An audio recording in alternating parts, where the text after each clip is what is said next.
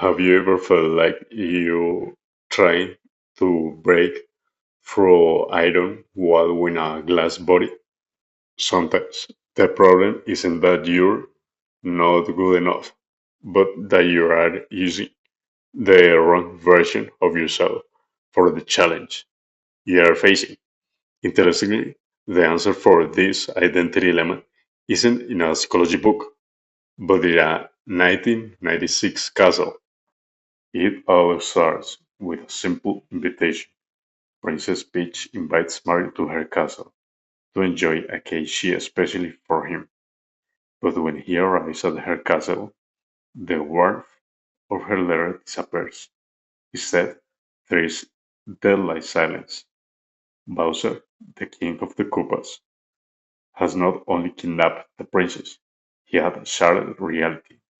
By stealing the power stars, he has created isolated worlds within the castle's paintings, turning her home into a fortress of parallel dimensions. The game constantly forces you to ask yourself which version of Mario is required for this painting. The mission is clear: jump into the painting and retrieve the star, but the painting has its own rules.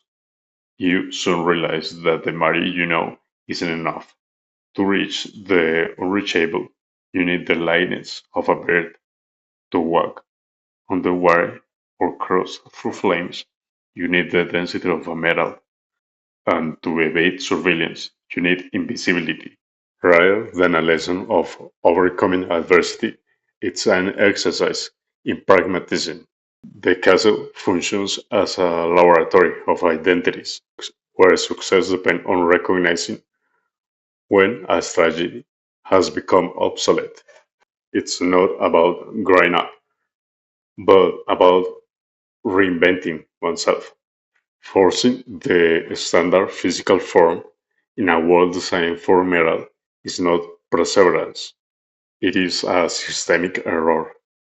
The game tells us that changing one's max is not a loss of essence, but the only way to navigate in a hostile environment. After defeating Bowser in three epic battles in the sky, the castle ceases to be an invited place and becomes a map of our own adaptability. Then, the spell is broken, Peach is freed, and as a regard for his bravery, Mario receives the keys and the piece of key he was promised. But he does so having demonstrated that to save his world, he had to be willing to stop being himself for a moment. In Super Mario 64, changing form is the only way to survive different worlds. In real life, we often believe that adapting our attitude for the situation means being two-faced, but perhaps we're simply expanding who we are. Ultimately, it's not about betraying ourselves. It's about not remaining trapped within the same painting forever. Being flexible is what allows us to keep moving forward. At the end of the day, every challenge is a different picture.